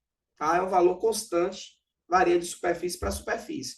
Por exemplo, o atrito da sua sandália havaiana com o piso da sua casa é 1. O atrito da sua sandália havaiana com o chão do asfalto é outro. O atrito da sua sandália havaiana com o chão de barro é outro. Varia, que está variando é o coeficiente de atrito de uma situação para outra, tá? Então, se a gente passar normal para cá, a gente chega que o FAT, ele é coeficiente de atrito vezes a normal. Ok, Rebeca? Tranquilo. Você veja o final lá pela gravação, tudo bem? Vamos lá. Então, pessoal, olha o coeficiente de atrito aqui, ó. Alguns valores. Vejam que, em geral, ó, em geral, o estático ele está sempre maior do que o dinâmico. Tem um caso ali de Teflon com Teflon, que os coeficientes de atrito eles são iguais, tanto estático quanto dinâmico, tá? O que não pode é o dinâmico ser maior, tá, gente? O dinâmico nunca vai ser maior do que o estático, tá? Bom, vamos lá. E a força de resistência do ar? Imagine aqui ó, que você esteja saltando de paraquedas ou descendo com a velocidade constante, tá? Bom, existe uma força de resistência do ar que está atuando contra esse movimento, né? E a gente vai analisar quais são os parâmetros que exercem influência nessa força de resistência do ar. Vamos lá. A densidade absoluta do ar, do fluido, né? Isso vai ser preponderante. A área de contato do corpo que está sofrendo a resistência do ar vai ser preponderante também, de modo que, ó, façam um experimento, ó. Quando vocês estiverem num carro ou numa moto, coloquem a mão de vocês assim, ó, no sentido do movimento. Coloquem a mão de vocês assim. Depois vai fazendo assim, ó. Ó. Você vai ver que com a sua mão assim, a força de resistência do ar vai ser muito maior. Com sua mão assim, ela vai ser menor. O que é que mudou? O que está mudando é a área de contato. Sua mão assim, você tem uma área de contato maior, maior resistência do ar. Sua mão assim, menor área de contato, menor resistência do ar. É por isso que se você para analisar os aerofólios dos carros de Fórmula 1, eles são sempre pontiagudos. Já notaram isso? Vocês já notaram isso? Para furar o ar e minimizar essa resistência. Só que tem uns aerofólios laterais que você consegue, o piloto consegue mexer aqueles aerofólios também para conseguir direcionar a força do ar para aumentar a estabilidade do carro. Então você consegue fazer com que o ar mantenha o carro mais sentado, por exemplo, se você quiser. Tudo aquilo ali pode ser controlado pelo piloto durante sua pilotagem, tá? Bom, a gente vai ter aqui que a resistência do ar vai ser dada por essa equação, gente. O meio da densidade, tá? Vezes esse Cx aí, que é um coeficiente chamado de coeficiente aerodinâmico, que vai variar com a forma do corpo, vezes a área de contato, vezes a velocidade ao quadrado. A gente transforma isso tudo aí de um meio de mi vezes Cx, a gente chama isso tudo aí vezes o A de uma constante. Então, basicamente, quando a gente usa a fórmula de força de resistência do ar, a gente diz que a resistência do ar é uma constante vezes a velocidade ao quadrado. Para o Enem, o que é que você vai precisar saber? Que a resistência do ar ela varia com o quadrado da velocidade e que ela vai depender da área de contato. Somente isso que você vai precisar saber em se tratando do Enem. Agora vamos pensar aqui numa situação de um corpo em queda livre, tá? Corpo em queda livre, inicialmente a velocidade é zero. Eu vou fazer um gráfico da velocidade em função do tempo para esse corpo, tá? Então vamos lá, ó. Vamos lá. Corpo em repouso, início da queda livre, ele parte do repouso, né? Para baixo eu tenho força-peso, devido à ação da gravidade, né? O peso está puxando o corpo para baixo, é por isso que ele começa a cair. Só que a partir do momento que ele começa a adquirir qualquer gotinha de velocidade, começa a surgir também ó, a forcinha de resistência do ar. Então, a força de resistência do ar começa a surgir a partir do momento que o corpo começa a ganhar essa velocidade. E aí, na medida em que essa velocidade vai aumentando, ó, o que é que vai acontecendo com essa força de resistência do ar? Essa força de resistência do ar vai aumentando, ó. E aí a aceleração do movimento que estava para baixo, por causa da ação da gravidade, essa aceleração ela vai diminuindo, porque a resistência do ar está aumentando. E aí ela vai aumentando, aumentando, aumentando, até que você chega num ponto, em que a resistência do ar ela vai se igualar à força-peso, tá? Quando você chega nesse ponto, o que é que vai acontecer, gente? Você vai ter atingido uma velocidade chamada de velocidade limite, tá? Bom, essa velocidade limite, ela vai ocorrer sempre quando a resistência do ar, ela está igualada à força-peso, tá? Ela vai se manter constante por um determinado momento, ó, tá? Mas vamos supor que aqui é um paraquedas. Vai chegar um momento que você vai fazer o quê, pessoal? Você vai abrir o paraquedas. Quando você abre o paraquedas, gente, o que é que acontece com a área? a área vai aumentar. Na medida em que você aumentou essa área, a resistência do ar agora aumenta. Se a resistência do ar aumenta, pessoal, ó, ela fica maior que o peso.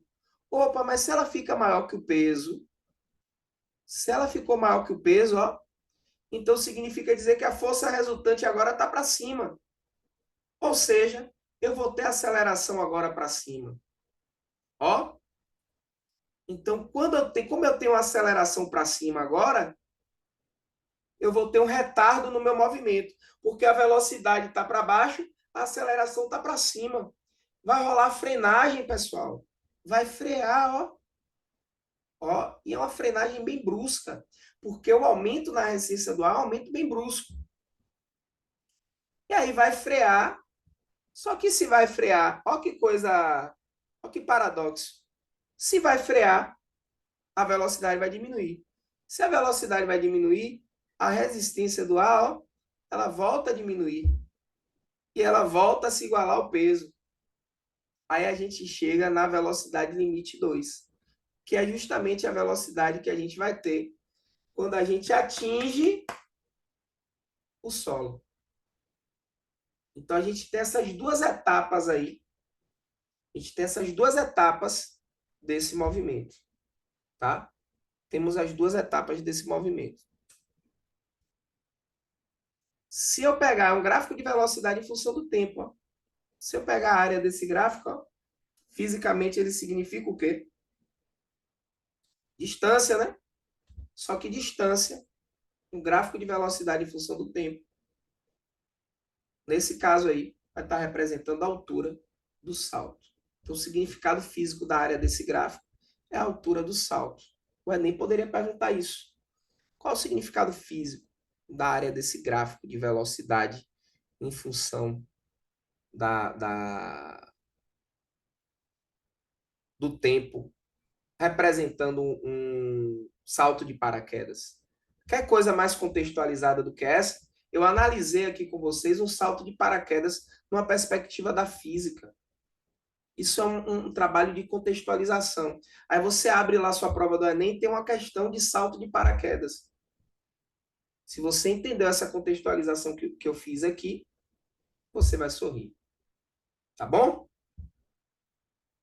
Bom, para resumir aqui nossa brincadeira, a gente vai ter forças de campo que a gente usa aqui na mecânica, força-peso, tá? Conta sempre para o centro da Terra, né? Onde está a reação da força-peso? Está no centro da Terra. Bom,